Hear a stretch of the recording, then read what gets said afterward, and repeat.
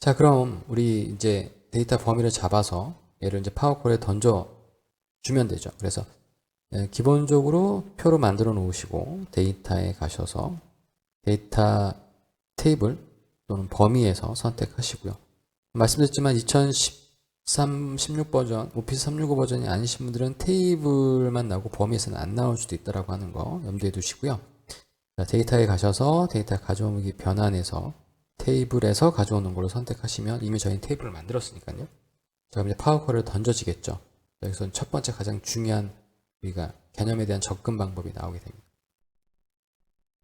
자, 보시면은 지금 보시는 것처럼 각각에 대한 내용들이 콜럼 1부터 32까지 나와져 있고 32는 맨 마지막에 나와 있는 테이블의 구조가 열이 좀 더 있으니까 기본적으로 가변적이죠. 모든 열이 다 똑같은 게 아니라 이렇게 최대 맥시멈에 대한 부분이 나와 있는 거를 이제 범위를 어느 정도 확인을 하셨어요. 자, 그러면 이제 저희가 이 녀석을 해결하기 위해서 어떤 식으로 우리가 생각을 접근할 것인가에 대한 부분을 말씀을 드릴게요. 자, 그러면 여기서 조금 상황이 안 맞는 얘기일 수도 있겠지만 여러분들이 한번 생각을 한번 해보시면요. 결국 저희는 지금 현재 여행을 떠나야 돼요. 지금 현재 이 상태에서 우리가 원하는 목적지, 우리가 원하는 결과치에 대한 부분을 향해서 여행을 떠나야 되는 겁니다. 그러려고 하시면 이제 여러 가지 수단과 방법을 동원해서 우리가 원하는 목적지로 가게 되겠죠. 그럼 여러분들이 만약에 예를 들어서 여기서 부산까지 간다라고 생각을 해보세요. 그러면 여러분은 부산으로 가기 위한 어떤 결정을 내리셨을 때 기본적으로 나름대로 이제 루트를 다 만드실 거잖아요. 나는 고속버스를 타고 가야겠다. 아니면 나는 KTX를 타고 가야겠다. 아니면 난 비행기를 타고 가야 되겠다. 이런 여러 가지, 아니면 난 내 차를 가지고 가야겠다. 그럼 여러 가지 수단이 이제 결정이 될 거고, 그 수단이 결정이 되면 그 수단에 따라서 행해지는 방법의 루트는 조금씩 달라지겠죠. 그러면 저희는 그런 목적을 위해서 어떠한 기능들, 어떠한 수단들을 선택하고 그 수단의 경로, 중간중간에 어떠한 사항들을 만들어서 그 상황에서의 어떤 대처를 할 것인가를 이제 고민하셔야 되는 거예요. 만약에 뭐 비행기라든가 열차라든가 이런 거 대중교통 수단을 이용하시면 별 문제가 없겠지만 만약 내 차로 가겠다라고 하면 어떤 경로로 갈지 그러면 우리가 나름 여러 가지 또 계획들을 세우겠죠. 그럼 휴게소에서 대충 어느 점에서는 쉬고 그렇죠?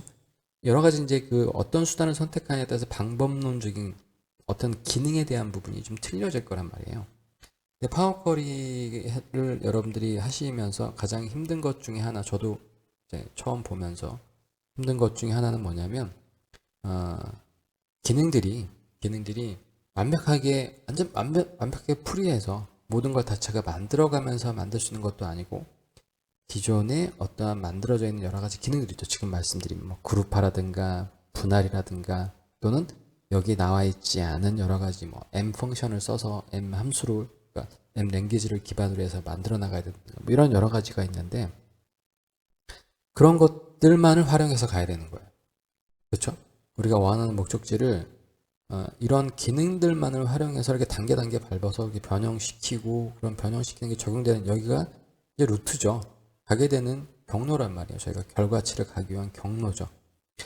그래서 그 경로에 대한 부분을 다른 프로그램 같은 경우는 만약에 어떤 기능이 없어요. 예를 들어서 지금 보시는 거 보면 커리 병합이 없어요. 또는 뭐 그룹화하는 그런 기능이 없어요. 그러면 기본적으로 아주 무식하게는 사용자가 그 기능을 구현할 수 있는 펑션을 만들면 돼요.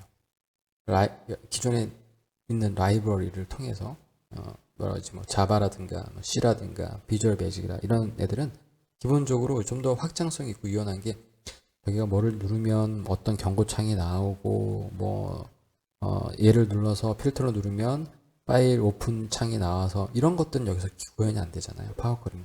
그런 프로그램의 입장에서 봤을 때는 상당히 제한적인 기능을 가지고 있어요.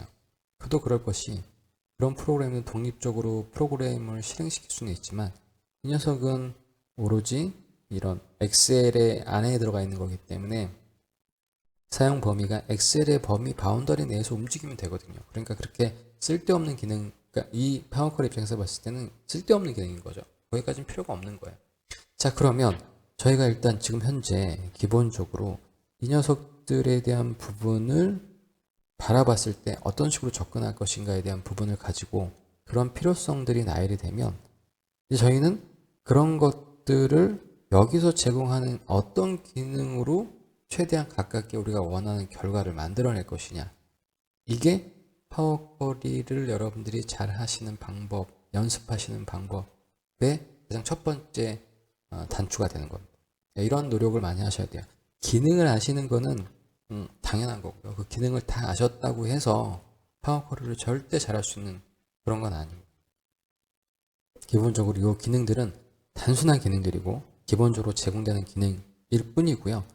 여러분들이 그런 기능들을 어떻게 조합할 것이냐에 대한 부분이 가장 중요한 핵심적인 부분이에요. 그러니까 그런 것들에 대한 부분으로 좀 포커스를 맞추셨으면 좋겠어요. 그러니까 첫 번째는 뭐냐면 각 기능에 대한 부분이 뭐가 있는지, 어떤 기능이 있는지, 그 기능은 어떻게 구현하는 건지, 이게 가장 첫 번째겠죠.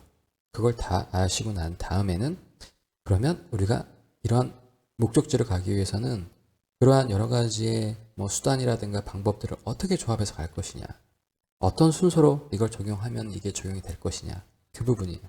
그 부분을 어떻게 생각하실 것인가에 대한 하나의 좋은 예제가 이런 응용적인 내용이라고 보시면 될 것 같습니다. 자, 그러면 지금 보시는 것처럼 어찌됐든 간에 언피벗은 해야 되는 거잖아요. 언피벗은 해야 돼요. 그러면 지금 보시는 것처럼 문제는 뭐냐면 언피벗은 별 문제가 없어요. 근데 언피벗을 하려고 보니까 각각의 피벗의 언피벗의 대상이 이 월별로 언피벗이 돼야 된단 말이에요. 그렇죠? 2018년 1월 달에 있는 데이터는 1월 데이터만 만들어 놓고 그 다음에 언피벗, 그 다음에 2월은 2월. 자, 그러면 만약에 예를 들어서 생각해 보시면 1월의 데이터만 만들어 놓은 거를 생각해 보시면 여기서부터 첫 1행부터 32행까지가 첫 번째 데이터죠. 그러니까 이렇게 덩어리로 이렇게 만들어져 있는 거를 우리가 언피벗해서 하나 만들어 놓고, 언피벗을 만들어 놓고, 그런 다음에 만들어진 거를 다 하나로 합치면, 구조는 똑같으니까요. 합치면 되는 거거든요. 그래서 이거를 덩어리로 분류하려고 보니, 지금 보시는 것처럼 날짜별로 이걸 덩어리로 분류하려고 보니, 이제 문제점이 하나 이제 발생되는 거죠. 일단은 저희는 이거 하나는 이제 확실해진 거예요. 일단 첫 번째 로직이 뭐냐면 날짜별로 얘네들을 분리를 해야 된다라고 하는 게 첫 번째 관건이에요. 그러면 첫 번째 이제 우리 목표 사항이 생겼잖아요. 그러면 이 목표를 실행하기 위해서 파워쿼리에서 우리가 수단으로 쓸 수 있는 기능이 무엇일까를 이제는 생각해 보셔야 되는 거예요. 자, 그러면 여기에서 기본적으로 파워쿼리에서 이 월별로 만들어지는 이 부분이 만약에 예를 들어서 그룹화를 묶은다고 하면 당연히 저희는 이제 뭘 유추해 볼 수 있냐, 그럼 그룹화가 있겠구나. 그렇죠? 그룹화의 기능을 반드시 써야 된다라고 하는 필요성은 완전히 저희 인식을 한 거죠. 자, 그러면 이제 그룹화에 초점을 맞춰서 생각해 보실게요. 자, 그룹화라고 하는 거는 여기 보시면은 홈 메뉴에도 그룹화가 있고 그만큼 자주 쓰는 메뉴일 수 있다고 제가 말씀을 드렸죠. 변환에도 보시면 그룹화가 있어요. 그렇죠? 그래서 지금 보시는 것처럼 그룹화를 한다는 거는 제가 보시면 여기에 이 녀석을 그룹화를 한다라고 하는 거는 열로 우리가 원하는 것들이 정리가 되어 있어야 돼요. 그룹화를 하려고 하면요. 지금 보시는 것처럼 이렇게 줄을 선택해서 그룹화를 할 수는 없죠. 제가 첫 번째 줄을 선택하면 그룹화의 기능은 적용할 수 없기 때문에 활성화가 안 되죠. 그리고 이렇게 하는 건 의미가 없어요. 단순하게 행에 대한 부분은 순서를 표시하는 거지 실질적으로 우리가 어떤 기능을 적용하기 위해서 줄에다 적용되는 기능은 파워쿼리에서는 한 개도 없습니다. 여러분 그 정도 이제 다 아시죠? 자, 그러면 이제 필요성이 뭐가 있냐면 그러면 이제 우리가 그룹화를 해야 되는데 그 그룹화의 대상은 날짜여야 되고 그 날짜는 열로 쭉 만들어져야 된다라고 하는 필요성이 만들어진 거죠. 자, 그럼 그걸 구현하기 위해서 첫 번째 그룹화는 반드시 필요하다는 걸 알았어요. 그러면 이렇게 줄로 되어 있는 거를 열로 바꾸는 방법이 필요하지 않을까라고 생각하시면 이제 여러분들이 생각이 편해지겠죠. 그런데 여기서 문제는 뭐냐면 지금 보시는 것처럼 각각의 첫 번째 줄, 그 다음에 여기는 35번째 줄, 이게 똑같은 루틴이면 뽑아낼 수 있는 가능성이 좀 높겠지만 이게 또 틀려요. 어떤 달은 이게 틀리단 말이에요. 그러니까 가변적이에요. 규칙적이지가 않아요. 자, 그러면 일단은 저희가 뭘 해볼 수 있나요? 날짜가 이미 첫 번째 지금 보시는 것처럼 행에 첫 번째 행에 각 첫 번째 행의 날짜들이 계속 나와져 있어요. 그러면 여러분들이 이렇게 생각하실 수 있겠죠? 여기에 날짜가 나와 있으니 단순하게 생각해 보시면요. 자, 2018년 1월 1일의 날짜잖아요. 그런데 이 1월 1일의 날짜는 여기까지만 1월 1일로 채워주면 되겠죠. 그렇죠? 자, 여기든 어떻게 돼요? 요거 날짜로 이게 채워지면 되겠죠. 대충 이제 감이 오시죠? 그럼 어찌됐든 간에 요 하나의 요일이 됐던 어떤 열이 이 열을 가지고 저희는 어떻게든 지지고 볶던 어떤 기능을 쓰던 첫 번째에 있는 것들이 이렇게 만들어지면 되는 거예요. 자, 그런데 그러면 예를 들어서 요게 기본적으로 해당되는 요게 널 값이면 그 기능 중에 하나가 저희가 채우기를 선택하셔서 아래로 채우기를 하게 되면 위에 있는 값을 빈 셀에다가 이게 널 값이면 쭉 채워버리면 아주 간단하게 이 부분을 채울 수가 있겠는데 문제는 뭐냐면 지금 보시는 것처럼 이 데이터들이 널 값이 아니에요. 그럼 널 값을 만드는 방법이 뭐가 있을까? 여기서는 조금 기능에 대한 부분이 여러분들이 모르시면 여기서부터 이제 막히기 시작하는 거죠. 자, 그래서 그거에 대한 제가 해법을 말씀을 드릴게요. 재밌는 것 중에 하나는 이 열에 대한 구조를 보시면요. 여기 첫 번째는 뭘로 되어 있냐면 요거는 날짜로 되어 있죠. 날짜면 시간으로 되어 있고요. 얘는 숫자로 되어 있어요. 얘는 숫자로 되어 있습니다. 그렇죠? 그러면 다행히도 여기 널 값이니까 널 값은 큰 의미는 없죠. 사실상 데이터가 없는 거니까요. 실질적으로 여기 날짜하고 숫자가 되어 있단 말이에요. 날짜하고 숫자가 되어 있는데 날짜 숫자에 대한 부분에서의 이 두 개를 어떻게 잘 활용하면 기본적으로 이걸 뽑아내기가 좀 편해질 것 같다. 그러니까 저희가 지금 이제 두 번째 단계에서 생각할 거는 어찌됐던 이 열 됐던 어떤 하나의 열을 가지고 요 열이 됐 왜냐면 구조는 다 똑같으니까요. 첫 번째 날짜, 두 번째는 숫자 이렇게 돼 있으니까 보시면 첫 번째 날짜, 두 번째 숫자. 자, 이렇게 해서 이게 날짜만 2018년 1월 1일, 2018년 1월 1일 이렇게만 돼 있으면 요 열을 가지고 우리가 그룹화를 할 수 있잖아요. 그렇죠? 그룹화를 할 수 있기 때문에 자, 그러면 일단 첫 번째 요거는 날짜, 그 다음에 숫자를 만들어줘야 된다라고 하는 요거는 됐어요. 자, 그러면 이걸 어떻게 만들 것이냐? 그러면 요거 날짜를 요거 빈 셀로 만들어 버리면 된다. 그래서 채우기만 하면 된다. 빈 셀로 만드는 방법을 여기서는 빈 셀로 만드는 방법이 없어요. 그래서 두 번째 접근 알고리즘의 가장 핵심 포인트가 요거를 어떻게 만들지에 대한 부분이에요. 자, 그래서 저희는 이거를 여기서 하면 안 되죠. 데이터니까 얘를 복제하기. 그래서 열 복제를 딱 누르시면 여기에 맨 마지막에 이 복제된 열이 만들어집니다. 복제된 열이 만들어져요. 자, 그럼 여기서 제가 뭐를 할 거냐면 예시를 보여드릴 거예요. 요거를 널 값으로 만들어 버리는 거예요. 널 값으로 만들어 버리는 방법이 어떤 방법인지 잘 보세요. 요거는 되게 이런 케이스를 보지 못하고 여러분들이 처음부터 아무것도 모르신 분들이 그러니까 프로그램적인 개념이 없거나 이런 분들이 접근하기 되게 힘든 방법 중에 하나예요. 그런데 남이 하는 걸 보면 그때부터는 여러분들이 쉽게 생각하실 수 있고 접근할 수 있는 방법 중에 하나예요. 그리고 이런 루틴에 대한 부분들을 반드시 꼭 기억해 주시기 바라겠습니다. 어떤 특정한 상황에서는 이런 상황이 여러분들에게 정말 효율적인 결과를 만들어낼 수 있는 단초를 제공해 주게 됩니다. 자, 제가 무슨 짓을 할 거냐면 지금 여기 현재는 날짜와 숫자가 같이 되어 있기 때문에 얘는 어떤 특정한 서식을 적용을 못했어요. 얘 입장에서는. 그래서 제가 어떻게 할 거냐면요. 얘를 뭘로 만들 거냐면 텍스트로 만들 거예요. 자, 그럼 왜 텍스트로 만드는지 여러분들이 의아해하실 수 있는데 기본적으로 너무 신경 쓰지 마시고요. 자, 보시면은 그러면 현재 날짜도 텍스트, 그 다음에 숫자도 텍스트로 되어 있잖아요. 왜 그런지는 이 기능을 보시면 여러분들이 그렇구나 라고 이해되실 거예요. 자, 희한하게 그러니까 이런 부분들이 참 프로그램을 잘 만들어 놨다라고 하는 제가 파워쿼리를 극찬할 수밖에 없는 게 간혹 가다가 소름이 돋을 때가 있거든요. 이걸 어떻게 이런 상황을 예측해서 이런 기능을 넣어놨을까? 근데 그 기능 하나만 보면 생뚱맞은 기능이에요. 전혀 어디서 쓸 것 같지도 않은 그런 기능인데 그 기능이 응용적으로 쓰여졌을 땐 정말 신박한 효과를 나타내는 그런 기능들을 요소에다가 집어넣는 걸 보고 제가 파워쿼리는 정말 많은 분들이 꼭 했으면 좋겠다라고 느끼는 그런 부분 중에 하나입니다. 자, 뭐가 있냐면 요게 텍스트를 바꾸고요.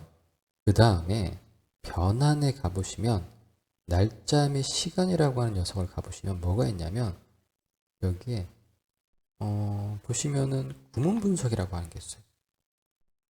자, 보세요. 이게 잘 이해가 안 될 수도 있는데 텍스트예요. 우리 여러분들 이런 거 있죠.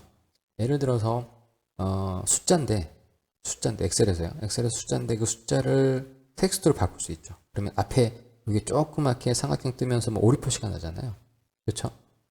그래서 프로그램 상에서 파셔라고 하는 그런 기능이 있습니다. 그 기능은 뭐냐면 우리가 숫자인데 문자로 만약에 서식을 지정했어요. 거기다가 만약에 더하기 연산을 해버리게 되면 얘가 그 부분을 알아서 원래 숫자인데 이 사람은 텍스트라고 정했지만 거기다가 연산자를 넣어버리면 이 텍스트를 그냥 숫자로 바꿔서 왜냐면 숫자에서 파생된 숫자처럼 생겼으니까요. 그냥 계산을 하라는 소리구나 이런 의미예요. 그래서 그걸 구문 분석을 해주거든요. 임의적으로 숫자인데 이걸 속성은 텍스트로 바꿨지만 실제로 숫자이기 때문에 연산이 가능하죠. 그래서 그런 연산을 가능하게 하는 게 파서 기능이에요. 이게 바로 구문 분석입니다. 그래서 분석을 얘가 해주는 거예요. 지금 보시는 것처럼 얘는 날짜에 들어갔잖아요.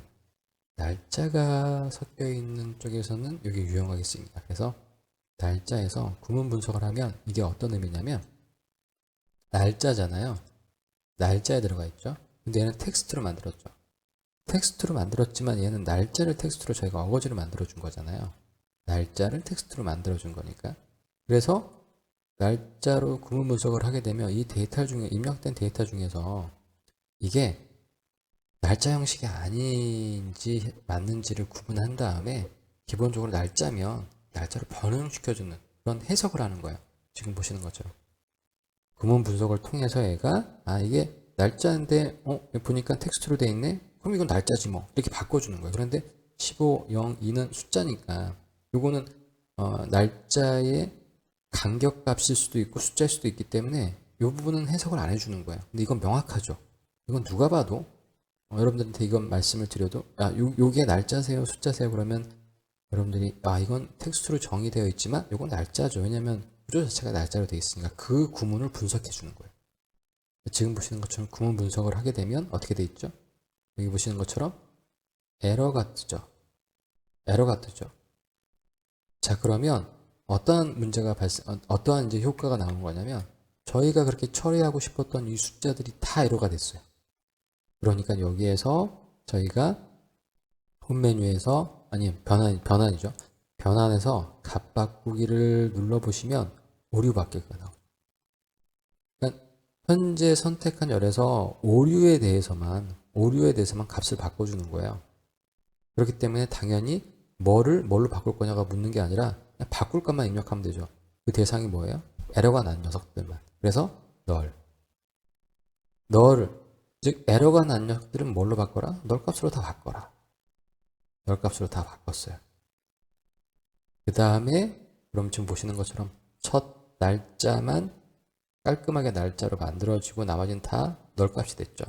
여기서 채우기 아래로만 하시면 어떻게 돼요?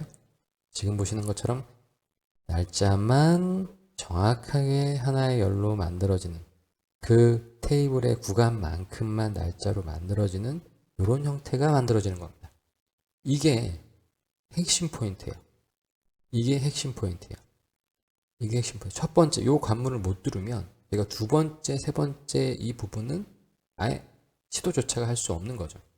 첫 번째 난이도가 있는 가장 큰 허들, 지금 말씀드린 것처럼 그룹화에 대한 필요성은 느껴졌고, 그러면 그 그룹화에 대한 부분을 어떻게 만들어 나갈 것인가에 대한 부분, 지금 보시는 이 로직으로 저희가 적용하시게 되면 깔끔하게 해당되는 부분은 처리가 가능합니다.